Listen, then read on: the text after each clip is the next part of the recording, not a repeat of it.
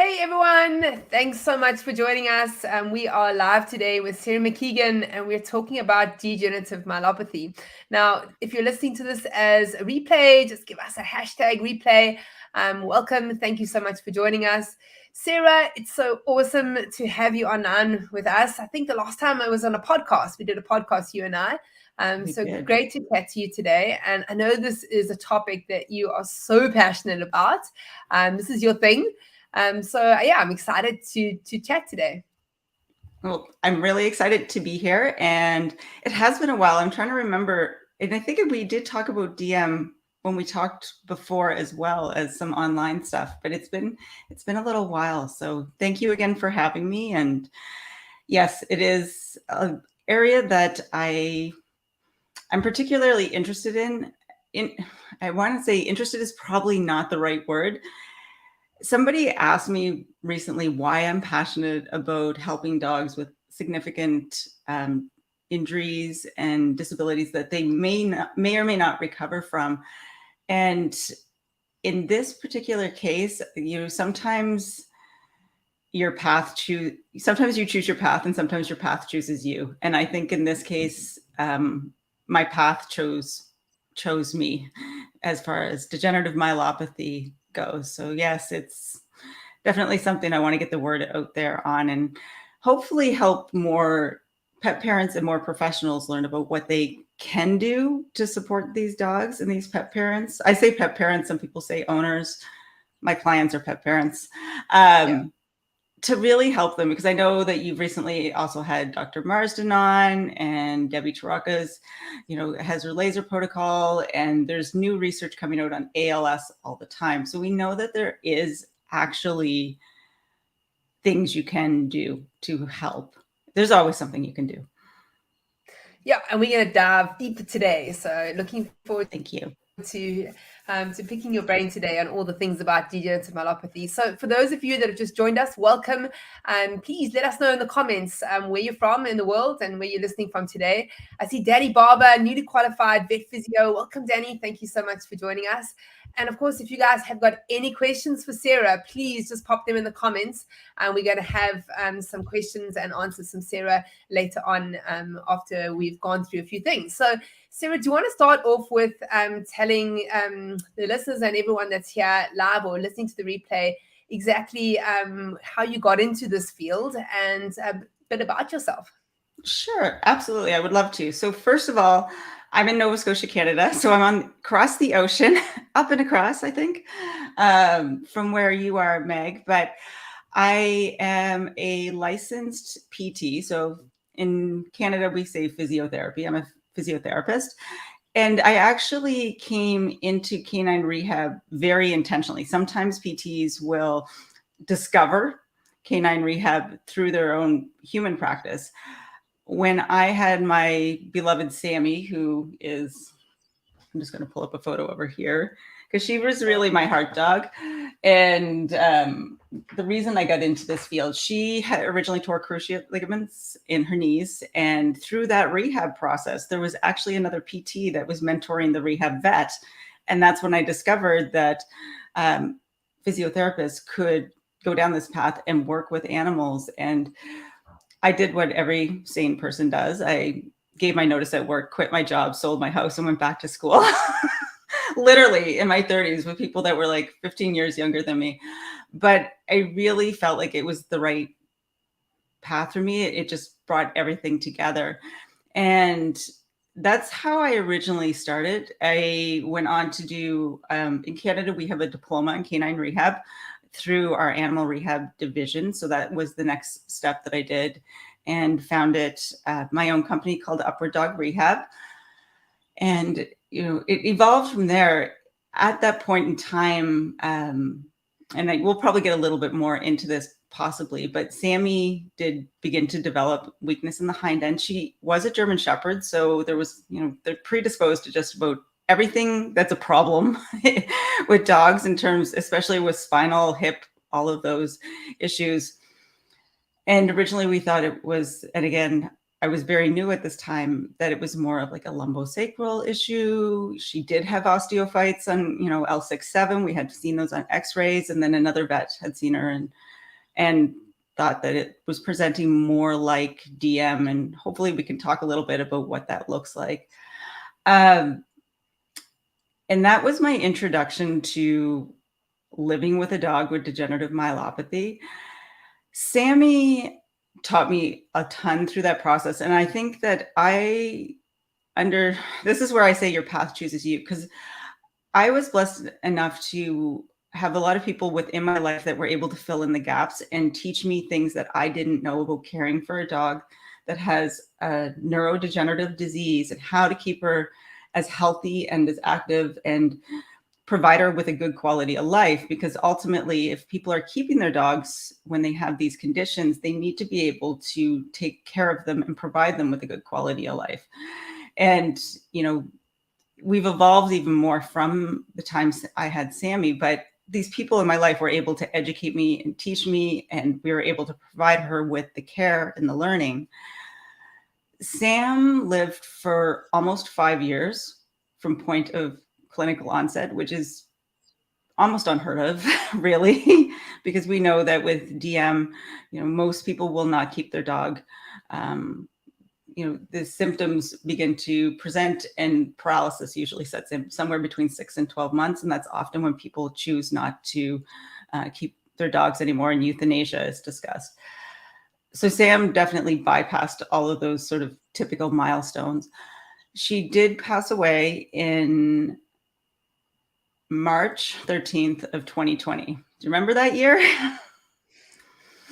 That was a great year. That was the year of COVID. So we went into lockdown 4 days after Sammy passed.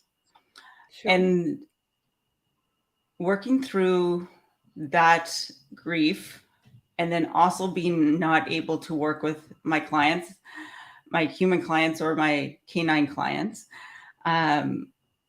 because of lockdown, experienced a lot of what, I'm sure a lot of people watching have also experienced. But I also saw a lot of struggle online. And I know you and I have connected on this a little bit in the past as well, but just seeing a lot of the misinformation that is online, and people struggling in the veterinary world, and the vet struggling to be able to care for these animals. And I wanted to do something. And that was the birth of Living with Dogs with Disabilities, which is a Facebook group that I created.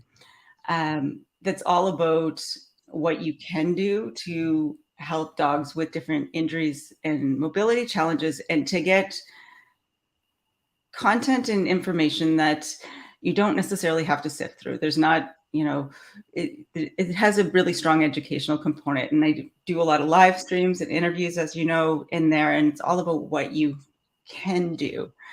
And I've just evolved and stayed on that path with DM in particular, but also DM and other dogs with neurologic conditions as well, because through my own practice, I've learned a lot. I'm curious actually if you've had this experience, because I know you're online a lot, but I've learned so much from that community, and how everything is different. Sometimes I feel a little bit isolated, over on the East Coast of Canada all by myself, but I've learned so much from the people online and what they're experiencing and what resources they have available. And it became very apparent to me very quickly that there wasn't a lot of resources, especially for significant neurologic conditions like DM, but also other ones like IVDD, FCEs, all of these acronym neuro conditions. A lot of people are struggling they're combing the internet. They're told, let's say, even with disc disease, their dog she's not totally leaving, by the way. She warned me she was going to cough. The dog needed to go out. Where's she going? I'm making her upset already. No. But where I was going with that is, there's so many people that want to help their dogs, and they're told basically at the onset of a diagnosis that's dire, like DM, and I use the term diagnosis loosely, or if they have a dog that, suddenly becomes paralyzed or just has a slow progression into that area, that there's nothing they can do. The dog's too far gone, the dog is old, and all of these things. And people want to do something, but they're told they can't do it. And then they end up having to go through this really laborious looking for information on how to help their dogs. And I just really feel, and I've seen dogs come into my clinic that when I first talk to owners online or like on the phone, that are told their dogs are not going to walk again, and they can either do surgery or euthanasia is probably the next best option. And these dogs are completely paralyzed. And sometimes by the time they even come into the clinic to see me, they're walking again. And I think that my big message, I guess, and I'm kind of starting it out with, but it really has evolved from what I learned through Sam and DM and the work that I've done with others online, to what I'm seeing is a lot of people want to do something. All these dogs, if pain is controlled, there's always something you can do, because every dog deserves a second chance at leading an active and fulfilled life despite injury or illness. And when the owners or the pet parents are committed, they deserve the opportunity to be empowered and supported to care for their dogs, regardless of whether or not they're going to walk again, because that alone does not dictate whether or not the dog can lead a good life if you know what to do. So that's my evolution. So let's backtrack a little bit. So thanks to everyone that's joined us. If you have any questions about treating degenerative myelopathy, Sarah is the person. She is going to answer your questions. So please pop them in the comments. Wonderful to have you guys all online. And if you just joined us, just let us know where in the world you're listening from. Thanks, Roland. He said, I wish DM was curable. We're going to chat about how we can manage that. And then somebody from veterinary physiotherapy on the Isle of Mull. I don't know where that is. I used to work on the Isle of Wight. But I'm guessing it's somewhere off the United Kingdom somewhere, the Isle of Mull. But Scotland. There you go. Isle of Mull, Scotland. Yeah, vet physio. Thank you for joining us. So let's backtrack a little bit. Sure. And can you just maybe explain exactly what degenerative myelopathy is? So what exactly are we dealing with when we have a patient that has been diagnosed with that condition? Well, I think we should be careful even backing up there with the whole diagnose, because I do have some slides, Meg, that I might get you to kind of pull in and out of. But I want to start with that DM is typically it has a certain clinical presentation, which we'll pull up the slides for in a moment, but it also has the only way to know for sure if a dog has DM is post-mortem. So we're looking a lot at that diagnosis of elimination and the clinical presentation. And I really do think that a thorough neuro exam is really a necessity with these dogs. And the other thing that I encourage a lot of people to do is to do the genetic test to look for the gene mutation, because DM does have a gene mutation, the SOD1 gene mutation. And if that's not present and you do that test and it's not present, then you're looking at something different. And as we're going to get into today, the way we work with dogs that have DM and other neurologic conditions is actually quite different. So can we come in? Because I just want to talk for a moment about what DM looks like so people have a sense there, and then what is actually happening in the body for these dogs. Can I pop your slides up? Yes. Yeah. Okay. We'll see. And now, do I do this right in the screen? Meg is going to teach me StreamYard as we go. Yeah, you can just scroll up to it, whatever slide you want on there. Yeah. Okay. So this is a little bit older of a slide, but so this is actually Sam here in the bottom corner. I'm not sure if, okay.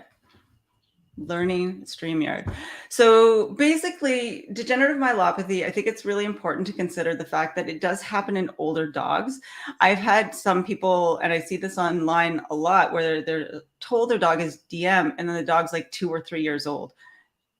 It's not DM. DM, one of the classic presentations is later in life, older dogs. They get this proprioceptive ataxia, which means basically that it's kind of like that drunken sailor walk, which is affecting their pelvic limbs first. One of the other classic signs associated with it is that upper motor to lower motor neuron. And basically what that means is you're going to see more like spastic kind of presentation in the pelvic limbs potentially before you see those lower motor neurons where you see a lot of the weakening and more, leading into that paralysis. So it's more of that upper motor to lower motor, which is also, on the human side, it's analogous with Lou Gehrig's disease or ALS. About 10 to 20% of people with ALS actually have the same genetic mutation as DM, and the presentation is very similar.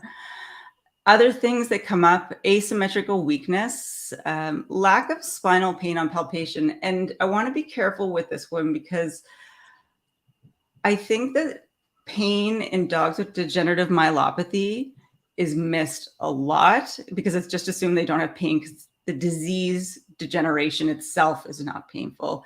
And I think that actually leads to a decline in mobility much faster because your dog doesn't want to move if they hurt.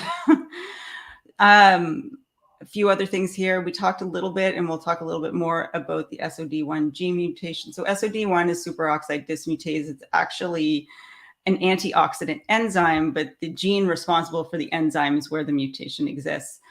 One other thing here is there does seem to be a breed preference for DM as well. I didn't throw that slide in here, but we see it in our boxers and our corgis and our shepherds and our berners, those types of dogs. It doesn't mean it can't present in other dogs. It's just it has a higher prevalence in certain breeds. It also, let me see if I can move slides. Meg, how do I get to the next one? Where did she go? I've lost Meg. So I'm going to keep talking here for a moment. I'm trying to get to this next slide. There we go. So DM does have typical stages. You're back. Yay. Typical stages of progression. So this is, if there was no intervention and we were looking for a dog at the time of onset, it's slow. I think that's the other thing that people should recognize when they're wondering if a dog comes into their clinic, whether or not this is degenerative myelopathy, is if this dog could walk yesterday and can't walk today, that's not DM, because it's a slow progression. I mean, you see this proprioceptive ataxia on the hind end weakness. Eventually that will lead to paralysis, and it does move forward in the spine. The front limbs begin to show the same symptoms as the back end. And if a dog was actually kept alive throughout all of the stages, they would tetraplegic, and it does actually impact the brainstem, which is something people should be aware of, because obviously at that point it is life-threatening. Brainstem takes care of a lot of those vital functions, as people know. So the big point here is it goes back end to front end, and it is a slow progression.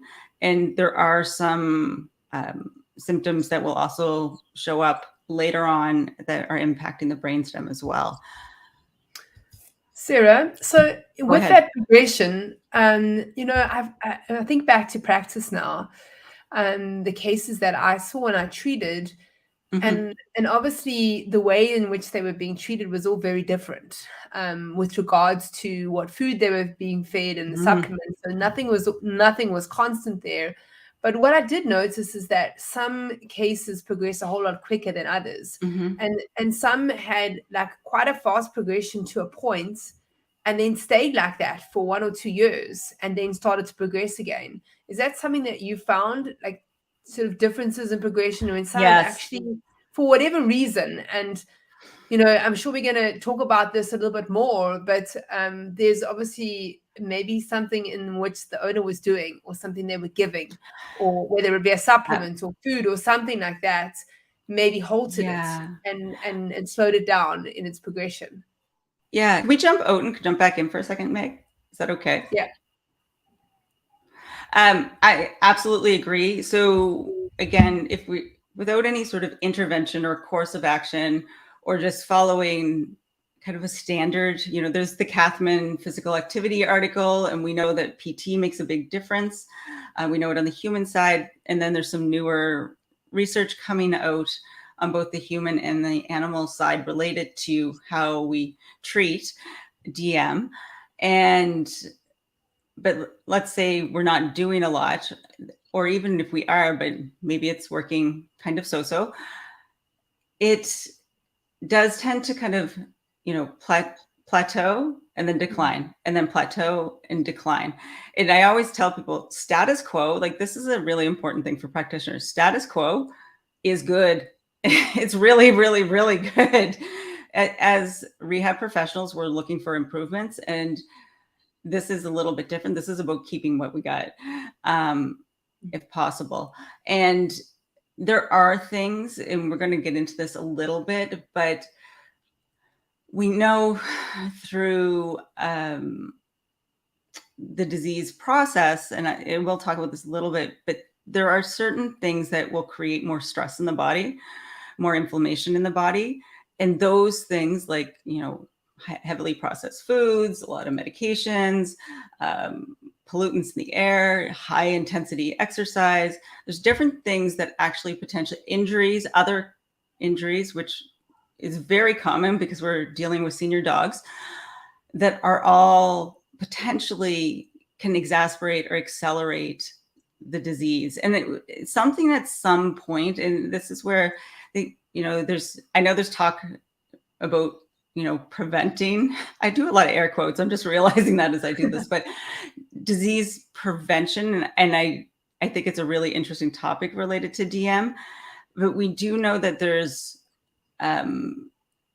things that will accelerate, and, but we don't really know the exact reason why, because some dogs can carry these genetic markers and never present with DM. Why? Right? There's a why. And I've thought that, and with my personal case, I think Sam had a spindle cell sarcoma. She had her knee injury, then she had spindle cell sarcoma, and then she started to present with DM signs. And I think that there were those trigger things, something that turned on that, more intense inflammatory process that brought that mutation to life. But if we want to jump back into the slides, I can talk a little bit more about why that might be happening, where they're jumping in and out. Really quick as we go through this, and I just cut and pasted these slides. We can go back to this, but I did want to mention that there are a lot of other conditions that look very similar to degenerative myelopathy, and often they exist at the same time, which can make this a little bit more confusing for people. But I think it's really important to consider, because when we're working with dogs and owners of dogs with DM, that we're not just treating the disease, we need to look at the whole dog and everything else that's going on there. We can come back to this, but I actually did find as well, I was listening to one of your previous, I think it was your live stream with Dr. Marsden, Meg, and you had mentioned that it was hard to get the genetic tests where you're at. Now, this is in the UK, but there are some places, more places that are offering that test now than before. Okay. I'm curious if people have any questions as I go, and I'm not sure, but I'm just looking at the comments. I don't see any yet, but for those of you that are there, any questions, please pop them in the comments. We'd love to hear from you. Yes, and I am going to say a few things that probably are a little bit different than the way we have originally thought about degenerative myelopathy. And I've spent a lot of time looking at DM, working with Dr. Marsden, looking at other researchers out there, and also looking at the human side at ALS and what is being done in that field. And often in that field, they are working with animals that carry the SOD1 gene mutation. So it really does, what helps DM helps ALS, and what helps ALS helps DM. But backing up here, some of the things that we know that might answer your question there a little bit, Meg. First of all, DM always occurs between T3, L3, that thoracolumbar region, which is also impacted a lot by a lot of other conditions. It is the narrowest, if you think of the spinal column and the spinal cord, it's where there's the least amount of space between the column and the cord. So there's this kind of opportunity for constant micro trauma. And it's also the area that tends to stiffen quite a bit as our dogs age. And it's not as, the blood vessels feeding that area are not as vascular. So it does more susceptible to poor blood flow, ischemia, those types of things, which leads to this thing called oxidative stress. And I know you have seen this before, but I think it's important to kind of touch on this because DM is often thought of as degenerative myelopathy. The myelin is degenerating. And people aren't necessarily even making the correlation with the SOD1 gene mutation. And it's actually there's a lot more that's going on within there than just the demyelination by itself. Basically, the way I like to kind of look at it or talk about it is really looking at this idea of the oxidative stress that's occurring in the body. So oxidative stress is basically imbalance between free radicals, antioxidants. And I know this is a little outside the rehab kind of field, but if folks can stay with me for a moment. And it's this imbalance is telling the body to create more SOD1 because SOD1's job as an antioxidant enzyme is to get rid of free radicals in the body. And we're getting more of that within that spinal column or area.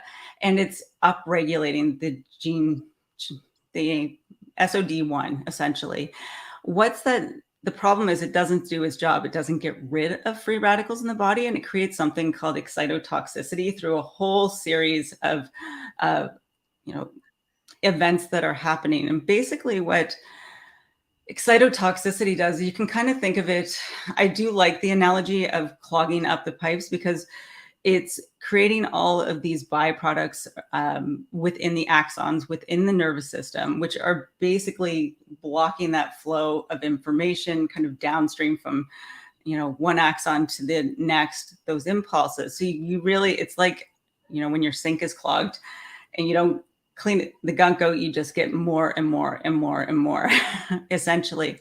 But the other piece of this and it's taken me, if my profs knew that I was talking about anything neuroscience, now they'd be like, what?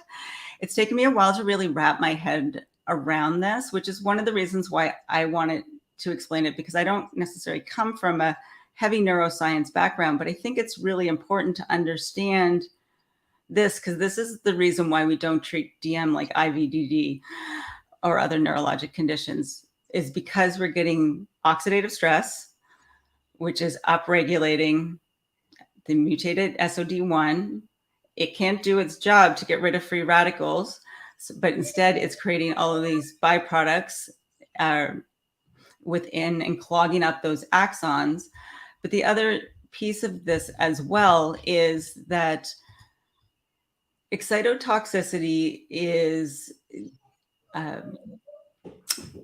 there's something called astrocytes and glutamate. So glutamate is actually looked at a lot in neurodegenerative diseases. And what is happening here is it also hinders astrocytes. And astrocytes' job within the nervous system, part of it is to get rid of the extra glutamate, because glutamate is a neurotransmitter and it's excitatory. And too much of it is not a good thing. But with DM, we get too much of it in the nervous system, and it ends up killing more motor neurons. So we get sclerosis of the axons, we get demyelination or degeneration of the myelin, and we're getting motor neuron death. And that's all basically because of inflammation and this oxidative stress, and more of this SOD1 being produced. And you just get in this negative, I want to say this backwards cycle. And that's really where this is nothing like disc disease. It's totally different. Did that make sense? I'm not sure if I butchered my explanation of that or not. No, it makes complete sense. So basically what you're saying is that due to the oxidative stress, we end up with high amounts of the mutated SOD1 Yes. enzyme, and then high amounts of glutamate. And Yes. those two things basically cause the damage to the nervous system. Pretty much. It's really, and this is where it was interesting for me when looking at the work that Dr. Marsden's done and the work that Debbie has done with Dr. Miller and the photobiomodulation study and some of the other information that's out there related to Lou Gehrig's disease, is it's all about, how do we inhibit as much oxidative stress as we can, like get rid of that inflammatory process, as well as how do we promote healthy motor neurons? How do we keep more of them alive? How do we reduce the stress in the body? Those types of things. So that's where I find it really interesting and a little bit different, because for the longest time it was that there was literally nothing you could do, and it was strictly about quality of life. And I think we need to make sure that we are always addressing the quality of life component of it. Absolutely, because that's definitely what it's about, but also understanding that there is more to this than just treating it like a chronic disease. And in fact, treating it like a chronic disease might actually make it go faster instead of slower. So we've got a question. It's from Roland. He says the oxidative stress is caused by the SOD1. Yes, to an extent. So inflammation within the body, anything that's related to oxidative stress, again, is that imbalance between free radicals and again, I'm coming to this as a PT, but that's done a lot of research. But oxidative stress is the imbalance between the free radicals and the antioxidants within the body. The cycle will create more oxidative stress, but any sort of inflammation, any, toxic environment, highly processed foods, anything that is kind of creating that damage within the body is going to induce or upregulate more SOD1. But because we're getting more SOD1 and it's not clearing the body of the free radicals, it is then creating more oxidative stress. Does that make?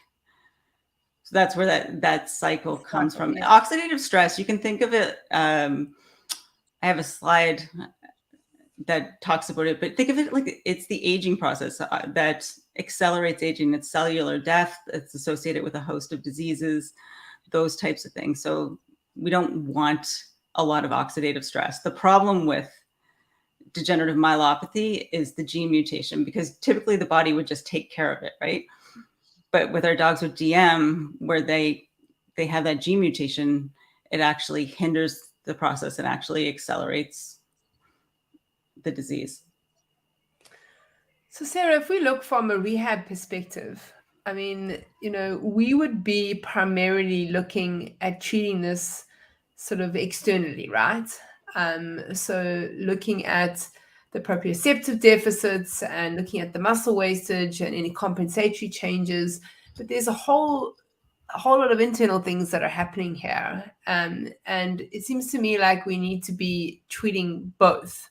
So if we treat just the one, the external, and we just manage all those things that I mentioned now, all that damage is still going to carry on happening. So is there a way in which we can decrease that oxidative stress that's happening and potentially decrease the glutamate and that, decrease that SOD1 enzyme?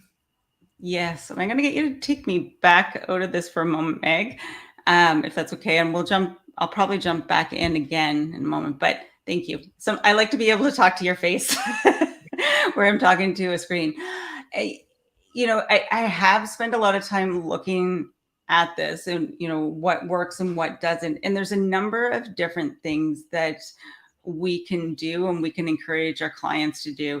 And something that I know it's for lack of a better word, it's an inflammatory topic, but I'm going to say it anyway because I really think it does make a difference. Is from the internal perspective, we want to promote as much health and balance within the body as we can. So on the food side, I do really believe that these dogs should be eating real food. It doesn't mean they have to eat raw. In fact, I think that a lot of them don't do well on raw food because they don't have the enzymes. It's just such an all different diet, and it's not necessarily, we want to make sure it's as balanced as we can, but to feed on processed food, because there's so much that goes into processed food in terms of it creates more inflammation in the body because it is digested faster. It contains a lot of byproducts. There's, I know there's been discussions around things like AGEs, and I'm not even going to get into that because it's not my field. But at the end of the day, I use this as an example. For me, if I was to go to the grocery store and go into the organic section and buy a microwavable dinner in the organic section, or that's going to be better than me just buying my regular, I don't know, do you guys have lean cuisine there? But just buying a regular microwave dinner from the other section because the ingredients are better, right? And there's less ingredients in there. But if I make my food instead of buying the microwave dinner, which one is going to be healthier? Which one's going to cause less stress in my body? Which one is going to be more easier for me to digest? So feeding that real food, I think, is really important because we want to turn off that inflammation process as much as we can. We want to improve the bioavailability of what they have. We want to know what we're feeding our dogs. I see a lot of people jump to supplements when their dogs have DM. And if you're on a kibble-based diet and you're jumping into supplements, I think about how much money are people spending on supplementing when it's kind of like trying to put out a house fire with a garden hose. So the diet side of it is one that I do really advocate for, as well as the environment dogs are in. Think of like children, they're all lower to the floor, right? They're, everything that's in the air, everything that's in our environment, they're more susceptible to. So if people have like those plug-in air fresheners, they're putting chemicals on their yard, those types of things, those are all going to stress the body more, the environmental stressors, which can also contribute to disease, acceleration that way, because all of this is inducing more oxidative stress in the body. There's more free radicals, the body's got to do something about it, and then we get more SOD1. The other piece of it is on the exercise side of it, and this is where I found this really interesting, is we talk with DM about moderating exercise, but never really talk a lot about the why behind it. And the why is, again, because of that high level of, those really intense exercises are creating more oxidative stress in the body. And with DM, because of the changes that are going on in the nervous system, they're also changing. Now they're realizing that the skeletal muscle is changing as well. If you look at the aging process, there's many parallels between the aging process and what's happening within degenerative myelopathy, where, those skeletal muscles are changing. There's less of the, those type 2 muscle fibers and things like that. So when our dogs with DM do a lot of exercise that's really intense, they can't necessarily, their risk of injury is higher. Their ability to repair those muscle fibers is impaired, and it's more and more impaired as the disease progresses. That is also contributing to disease progression. And those are all, even though, I'm not sure if you look at the exercises internal, external, but I think that, there's a whole host of things that are going on there that can be addressed, that are potentially, even if you're not thinking about slowing disease progression, you're still thinking about keeping the dog as comfortable and as mobile as possible for as long as possible. So yeah, there's definitely a lot you can do that way. I do think I have some slides on that too, but. Do you want me to put them up? Sure. Pull them up for a second. Let's see what we got. What do I got in there? I do have the one. This was something on the exercise side of it, and probably we'll talk a little bit about it. But this was a really interesting study. There's a couple studies out there, and this one actually found that lower, and this is on the human side, but they were looking, I believe, at mice with the SOD1 gene mutation, and found that those low to moderate exercise activities actually were shown to delay disease progression, essentially. And there's other studies that I've found, in particular ones that talk about water therapy, where, you know, the earlier we can intervene and help, the earlier, the better. And these lower intensity exercises and the water therapy exercises have actually been shown in some of these studies to prolong survival time. And not just survival time, but keeping, you know, an animal or a human functional, having a good quality of life, minimizing pain, other things like that. So I think that that is really important to consider. And personally, it's something that I've struggled with in explaining to clients in the past as to why we want to do this. And the other piece of it, again, is their window for recovery from exercise is smaller than a dog that doesn't have DM. So they're at higher risk of damaging those muscles and not recovering from them. Yeah, I must say, in the cases that I've treated, those ones that, you know, you put into the underwater treadmill and the client comes sort of consistently in the beginning twice a week, and then eventually get them down to a once a week kind of maintenance. And, you know, you'll go on maybe for 6 months doing that, and then they'll say, well, he's doing so much better, or he's maintaining, and then they'll say, I'm going to try and decrease it. And as soon as they decrease it, literally, you just see the deterioration happen. And then they're like, no, we're going back to once a week, you know. I've really, really seen that in those cases. That you just need to maintain them. You can't stop. As soon as you stop doing what you're doing, they start to deteriorate again. That's absolutely true. And it's,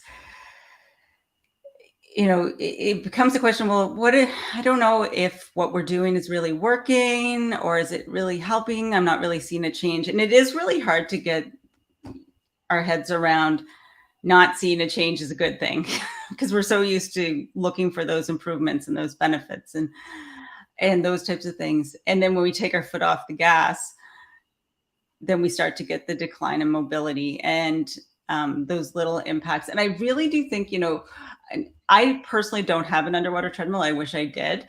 But to get dogs, having had a dog with DM, and she did underwater treadmill, I took her to underwater treadmill for once to twice a week for the latter part of her life for years. Years. And I know that's not accessible to everyone. I did have pet insurance for her, which made it better. But getting her upright, the benefits of getting a dog upright are, and these dogs are spend a lot of time down. I mean, we're talking about skin integrity, we're talking about circulation, just proper body positioning, body awareness, feeling like a dog. The mental side of it, I'm just going to click to that next slide for a second, but I'm trying to click to the next slide. The mental health side of it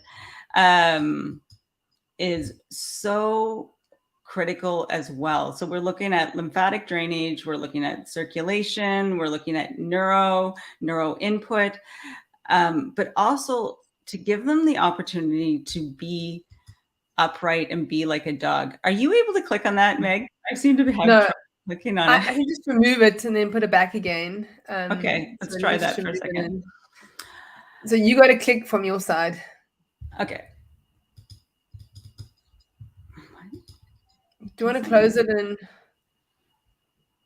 Yeah, and when you go out and come back in, it seems to let me do it. Let's do that. Okay, I'll go back out again. Shall I go in again? Do you want me to try? Yeah.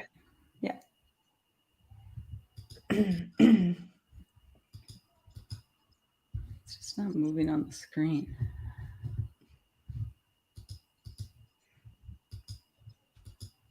Do you want to go out completely and then come back in again? Yeah, I think that's I going to like, be, yeah, I we'll think have to do that to keep them going. But while you're doing that, I'm going to keep talking. The enrichment side of it, I think we tend to forget about, getting dogs to do what is innate to them. So with Sam, she was a German Shepherd. She liked to use her nose. So I used to do a lot of brain games with her, enrichment. And then she's also getting some range of motion. She's getting weight shifting. I would try to do them outside, so she would be in more of a natural environment. Sometimes people think that because their dogs have DM, they can't do all these things. And it's not that they can't do them. We have a saying in my Facebook group, it's not over, it's just different. And that's really what's going on here. Is I think some of them actually decline faster because they are taken out of their social animals that are then isolated. They're taken out of their environment where they interact with the rest of the world. And then we also know that they get a lot of things from, the smelling, they're getting things that way and that enrichment. And then they're also getting, things that are good for their gut and their gut health, just, prebiotics from the dirt and those types of things. So fresh air, sunshine. It's important that we're not forgetting about that within the realm of the conversation about everything else, or because we've, pet parents have been given this dire diagnosis and they think they're at the end of the road and can't see past of just doing it in a little bit different of a way. I've actually been questioned from time to time when Sam was alive and even now about wheelchairs and whether or not, some people say it's not natural. It's cruel to put them in wheelchairs. I literally chased her down the beach while she ran after her brother, my other dog, through the water while people laughed at us as I'm chasing this dog in a wheelchair down the beach. I can tell you right now, that was, it might not have been totally natural, but she was having a blast. It was, still a really good thing. So, thinking a little bit outside of the box that way, I think is really important, and giving them the opportunity. As people, if we have a decline in mobility, maybe we get a walker, maybe we get a cane, maybe we get a brace. There's options. So we need to always remember that there's options with these dogs. And just talking a little bit about the exercise side of it for a moment, again, wheelchairs, I think, need to be introduced earlier, because the dogs will also get deconditioned when they have neurologic conditions, not just DM, but other ones. They will lose a lot of their strength, which then puts a lot of stress on their front legs, on their forelimbs, and they have a decline in their overall exercise. And sometimes when wheelchairs are introduced really late, the dog doesn't want to move in it, but they've had months where their fitness level has declined and the front end has been overstressed. So I think by introducing them earlier than we might think we need them, we actually give the dog to be an opportunity to be upright, independent, exploring their environment more, getting that sensory input. But the other piece of this, and this ties back a little bit, Meg, to that ebb and flow. I think that one of the things, that contributes to the decline is if they're starting to show weakness in the pelvic limbs. Remember, it's that asymmetrical weakness. So they always seem to go down to one side first. That's been your experience too? Yeah. Yeah. So they get that rotation through the spine, and often it's right in that thoraco, T13, L1 kind of region, where suddenly they've got that big twisting action going on. Think about, if we're talking about oxidative stress in the body and comorbidities and not wanting to upregulate SOD1 because it's going to continue with progressing the disease, then we're getting that rotation constant, and then we're inducing more inflammation because we're getting more injury in that area in the back. So, things like working on core control very, very early. And also as they begin to show that decline in mobility, using harnesses, using wheelchairs to promote good spinal alignment. And it's hard because I've been there, but I really discourage crawling. I'm not an advocate of the dogs when they're pulling themselves, when they start to lose that mobility. The stress on the front end, plus the torque that they're putting through the spine constantly, I think is also lending itself to disease progression as well. So that's something that I've thought about quite a bit related to that as well. Sarah, obviously you've learned a lot since Sammy passed. If you had to right now be back in that same situation where you have another dog now that is diagnosed with DM, can you, in summary, just go through how you would manage and treat that dog?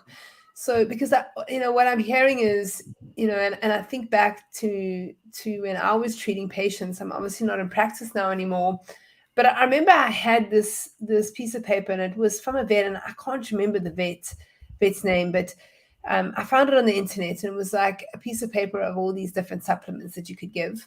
Right. And I mean, as far as the recommendation that I would go from sort of treating it internally, it would really just be like trying to get them onto a more natural based food, so less processed food, give them the list of supplements, like ideally you should be giving all of these. And then I would just be treating sort of the from the exercise components and managing any secondary pain, because like you said, although there isn't generally, the disease itself doesn't cause pain. There's a lot of compensatory pain and muscle tension and fascia and all those kind of things. So I think it would be nice just to get an idea now of like your way of treating, just as a summary for us vetrehabbers out there, to make sure that we are approaching every single prong, because this to me seems a whole lot more multi-pronged than I ever realized, so I mean, as you just mentioned, even the enrichment side of things, obviously we touch on that, but there's maybe more to that. There is, and I'm looking to my side because I have a little model that I actually created. I can't show it to you because it's a little bit far away, but I'm just writing it down related to how I would treat and sort of what owners can do on their own, and then how we complement it. And as I get into that, I do want to add just something to reiterate of treating the whole dog and not just the disease. I met a woman online a year or two ago that had a corgi, and the corgi had degenerative myelopathy. And when he passed, she did an autopsy, and there was evidence of degenerative myelopathy. Absolutely. It was confirmed post-mortem that this dog did have DM. The dog also had 8 disc herniations. So I think that I just want to again reiterate, I feel like pain is missed a lot in dogs with DM. And if we're talking about slowing disease progression, improving quality of life, we need to be aware of that. And I'm not saying that we are necessarily needing to put the dogs on all kinds of medications, because some of those actually will accelerate the disease. But that's where, again, we're looking at treating the whole dog and the preventative side that we can also be doing, and to recognize that some of the symptoms that we might be seeing are not degenerative myelopathy. For example, because this was the one other point that I wanted to bring up, I'm going to say something lofty, but I can almost diagnose a urinary tract infection in a dog with DM before the owner or the vet, because of the subtle changes in mobility and personality. We know on the human side, if you are in the hospital and you have a sudden change in personality, they are testing you for a UTI ASAP. And it's the same thing with these dogs. What often will take down dogs with DM is not DM. It's these secondary conditions. They're more susceptible to injuries that are missed, skin integrity, and urinary tract infections. So hygiene, bladder expression, diet, and we're going to talk a little bit more about supplementation and what I would do.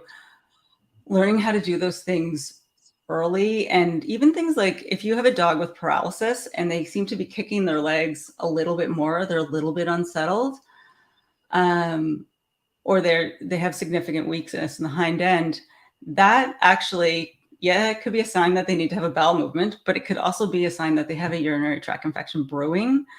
And you want to address those things early, because I found with UTIs, they take down dogs with DM a lot. They have a sudden decline in mobility, change in personality, they're lethargic, depressed, kicking their legs, all of those things. So it's important that we recognize that not everything we're seeing is degenerative myelopathy. You need to recognize that there could be other things going on. So I'm trying to remember exactly how you asked the question and what I would do. Yeah, and nobody's asked me that question yet. I'm surprised, actually. That's a great question. Yeah, so if you could just, in summary, yeah, like if you had to get another dog now, right, that was diagnosed with DM, how would you treat it? As an owner, what would you do? So like what food you would feed it, what supplements you would give it, what exercise you would give it, and what other enrichment or whatever. Okay. So if I'm going to go back to the Sam scenario, because there are things that I would have done the same and there's things that I would have done different. Had I known then what I know now. One is, so absolutely let's talk about the diet side of things first. She was on a lot of the same things that I would recommend now. And I actually did have a little bit of crossing paths with Dr. Marsden way back then. But as you know, I've worked with him and I've learning Chinese medicine has literally been like learning a different language. And I am not fluent in that language, but I've gone from being a little bit of a skeptic, even though I'm a yogi at heart, to understanding that there really is a place for it and it really does make a difference. And, his formulas with the DM formula with the gold standard herbs, I really do think like that's where when we're talking about treating this acute versus chronic, like I have a slide in there, we didn't get to it, but I said, treat it like it's hot. I think that really is important because I've also noticed, and I'm going to jump around a little bit, but treat it like it's hot. So if we are following the laser protocol, for example, that Debbie Chiraka has, I find that works too. But if you taper it down because of time or whatnot, or you kind of do your own twist on it, I really do think that it actually could be hindering or possibly, hindering the treatment, but possibly progressing the disease. Like I think that higher intensity, that notion of treating it like it's an acute inflammatory state versus something that's more chronic is really necessary to treating dogs with degenerative myelopathy, and doing that really early, because everything has to happen early. I think that was one part, would be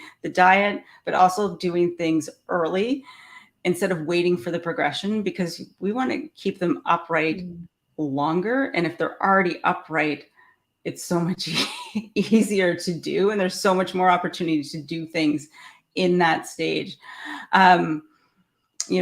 Talking again about the spinal health. So, the acupuncture, the little bit of gentle chiromobilizations, the activity modification.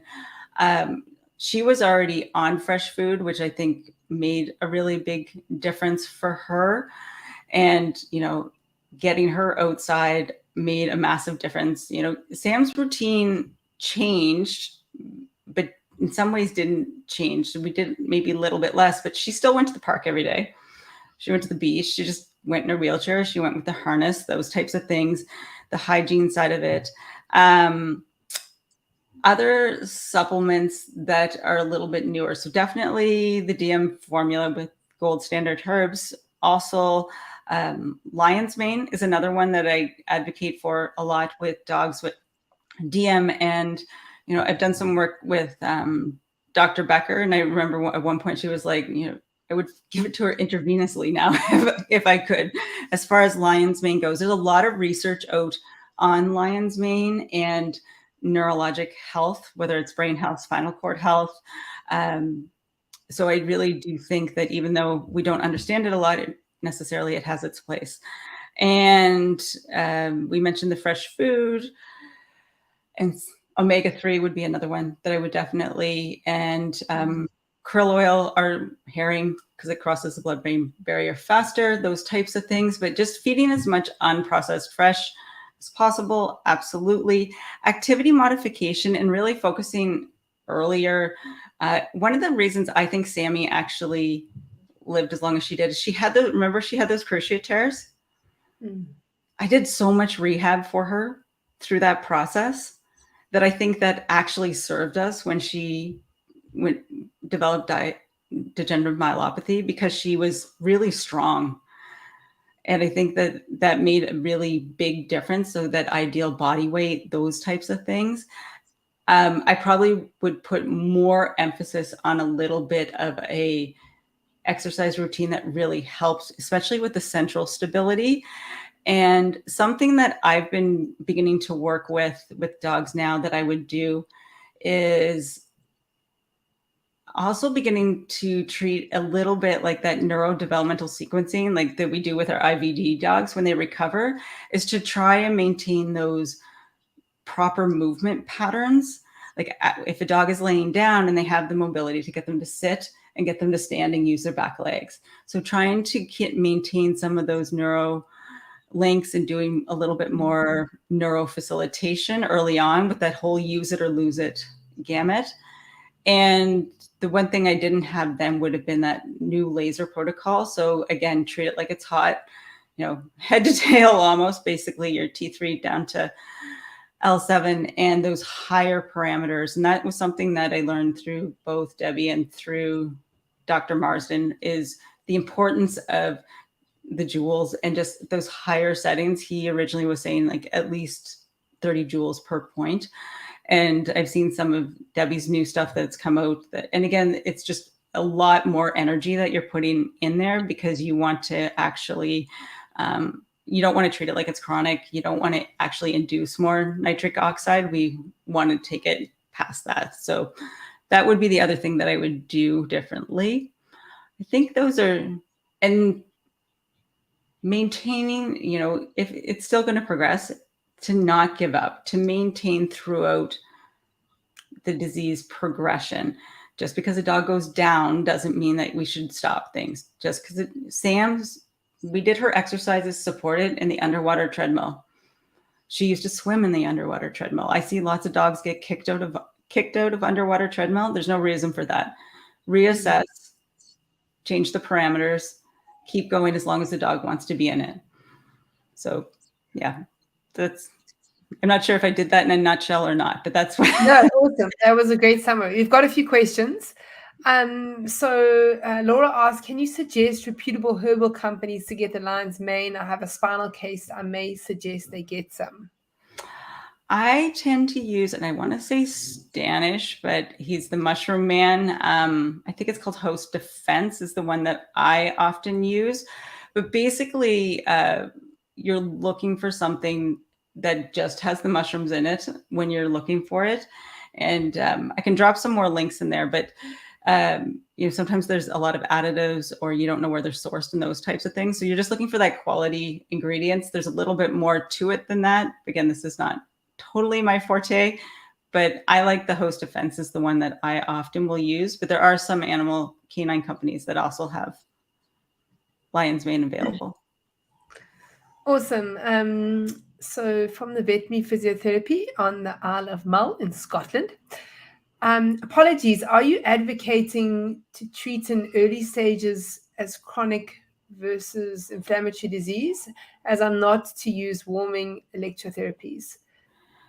Okay, I'm not sure I totally understand the question. I'm going to try to answer it. And this is, if a dog is presenting and does have the gene mutation and has some of the clinical signs of degenerative myelopathy, then I would, want to do everything I could to reduce oxidative stress within the body, because that's going to induce more of the mutated SOD1. So I would actually start using higher. And again, this is what I would do. there's a lot of, the research is leaning this way, but there's a lot of work that still needs to be done. But I would be, if I was doing laser therapy, I would be doing that higher settings. When I was treating that way, I would be doing some activity modifications, and I would be feeding that fresh food and supplementing that way. Versus, if I had a younger dog that maybe carried the genetic mutation that had no presentation, then I would be more likely on the chronic side. Did that answer the question? Yeah, I think so. There's another question. We want to reduce inflammation. That's where the treat it like it's hot comes from. Yeah, and we can drop those articles in there. Sorry, Meg. Yeah, no, I think he's also asked, or she said, treat like it's hot. Is that to add heat? Oh, sorry. So what I mean by that is basically to treat it as if you were treating an acute inflammatory condition versus a chronic degenerative condition. So that's what I mean when I say treat it like it's hot, is you would use those higher settings on your modalities that are going to reduce inflammation versus ones that were those lower subacute chronic settings. We don't want to use those. Awesome. Thank you. Another one, Avani says, how does laser help with DM? Is there any specific? Do I ever want to redirect that question? But laser, basically, I mean, it's bringing more energy into that area. So you're going through it again. This is not, I'm not an expert in this, but you're going through the tissues, trying to basically induce more healthy cell growth, more energy within the cells. If you think of like ATP, those types of things, as well as decreasing inflammation in there. We should drop the article actually in for the photobiomodulation. I don't know if Annie's still watching or not, but we can drop the article in there for that protocol, because I think that it's quite well outlined, and I know it's been updated a little bit, but the premise of it is still there. And a lot of companies that have, I have a class 3B, I don't have a class 4. So Peter with SpectraVet actually had taken that study and created a protocol for his laser based off of that study. So those laser companies are able to provide you with a bit of a protocol how to follow what is in the photobiomodulation research study with Dr. Miller and Taraka and a few others. Yeah, so hopefully Anae can just drop the link for that in the comments. So for those of you that are interested. This is a nice comment just saying, I'm enjoying this interview and the subject case matter. The question, has acupuncture been beneficial for the condition? I have found yes. And I am trained as a PT in something called neuroanatomical acupuncture, not traditional Chinese medicine. So I have found it has been. There has been some discussion. I take a lot of my learnings as well from Dr. Marsden, who is Chinese medicine, and he advocates a lot for reading the pulses. The gallbladder points, bladder points tend to be better for dogs with DM.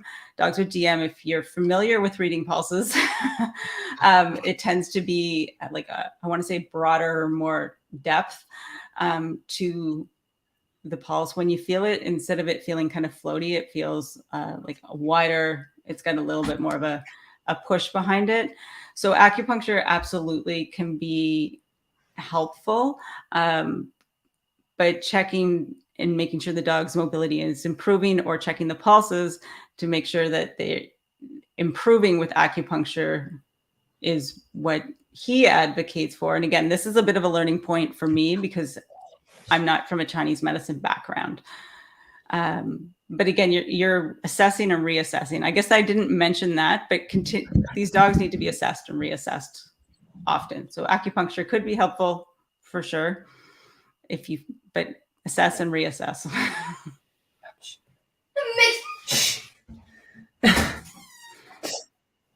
Excuse my daughter. Real life, right? It's real life. Yeah, I think they thought I was going to be finished a whole lot earlier, so she's just coming in. It's all good. Awesome. So thanks so much for that. I see that Anae has dropped that research article in there. So thank you so much, Anae. We have a comment here. Unfortunately, we are not allowed to practice acupuncture. So on I animals in wouldn't. the UK. So I think Yeah. that depends on what your qualification is, right? But I think that there's still the education component. So as for the, it's mostly professionals that are watching right now. Support. Let me say this. Most people that have dogs with DM have nobody else but you to help them because they've been to their regular vets and been told there's nothing they can do and they don't know what else to do. So being able to provide that support and a little bit of guidance, regardless of whether or not everything is going to help improve quality of life that we're doing, we might get the benefit of slowing disease progression, but also supporting the pet parent and helping them not feel as isolated with what they're working through is, I think it's invaluable, honestly. Having been on both sides, it's a lot. It's absolutely a lot. So the mindset when we work with these animals and their owners needs to be very aware of that. And honestly, it's I get to know these dogs and these humans because I see them so much quite well. So there's a self-care component to that as well. But acupuncture is just one modality. There's a whole home care, hygiene, diet, setting up the home, teaching them how to do basic exercises with their dogs, monitoring for any changes in pain, even if you don't have a laser, doing like your myofascial release, doing some subux release. Remember that front end that's doing all of that work. There's so much you can do. So don't get isolated by, well, I don't have a laser or I don't have acupuncture, so I can't help them, because there's still so many other things that can. Sarah, thank you so much. I feel like we've just scratched the surface, but we've been talking now for I think nearly an hour and 15 minutes. So it's been absolutely amazing chatting to you. For those of you that are listening to this as a recording, please pop your comments in. We'll get Sarah to hop on and come and answer your questions at a later stage. Sarah, if people want to follow you and find out more about DM, because you have some great resources, you've obviously got your groups, can you tell us where they can find you? Absolutely. So my business is called Upward Dog Rehab and Wellness. So I do have a link for that, and I do help people both and their dogs locally and in person. I also do one-to-one mobility coaching online and do a lot of support for other professionals. So that's upwarddogrehab.com. And then I also have our Facebook community, which is called Living with Dogs with Disabilities, which is a little bit broader than DM, but again, there's lots of professionals in there as well as pet parents, and where they can learn from each other, as well as all of these interviews that I also host are saved within that Facebook group. So that is available, and it's a really supportive and amazing community that has grown. In addition, I do have courses that I offer online, and I'm currently changing up a few. And the website is livingwithdogswithdisabilities.thinkific.com. And I'm turning a lot of my courses into small workshops to help pet parents as well. Right now, there is something on there it's the replays from the Navigating DM and Canine Disc Disease that I did back in January. That if you want to get more in depth with what we talked about today, that would be definitely something I would encourage people to take a look at. Handle on Instagram and Facebook is at Upward Dog Rehab. And coming soon, I don't have the name, but it'll be on my website. I am taking a lot of this content and turning it into a podcast, because I just want it to be able to reach more people and more professionals, more pet parents, with what you can do to support these dogs. So that will be announced online. So keep your eye out for that, because it's coming the end of this month, the beginning of next month. But Upward Dog Rehab and Living with Dogs with Disabilities are the places to find me and where I can help out. Awesome, Sarah. Thank you so much. And for those of you that are interested, all those links have just been posted in the comments. So you'll be able to have a look at all of them. Thank you so much. Someone said I've treated at least over 40 DM cases, and you're spot on regarding client-patient education and therapy exercises. Thank you for that comment. And Gillian Barrett, hope I'll be able to watch on replay. Signal very intermittent today. Yes, for sure. The replay will be available, Gillian. So yeah, if you've got any questions, please feel free to pop them in the comments. For those of you that are online and those of you watching the replay, I'm just going to take this opportunity to tell you about our Vet Rehab Summit.